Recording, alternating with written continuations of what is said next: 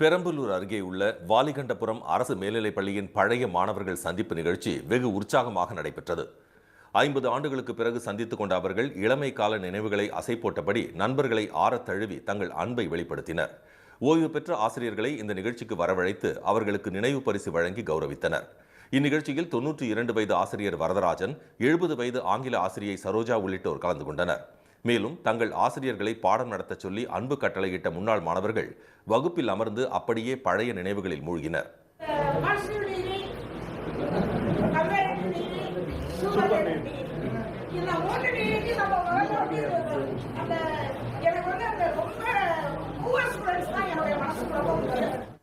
தங்களை உயர்த்திய பள்ளிக்கு நூலகம், கரும்பலகை, டேபிள், சேர், நவீன கழிப்பறை என 15 லட்சம் ரூபாய் மதிப்பிலான வளர்ச்சிப் பணிகளையும் பழைய மாணவர்கள் செய்து கொடுத்துள்ளனர்.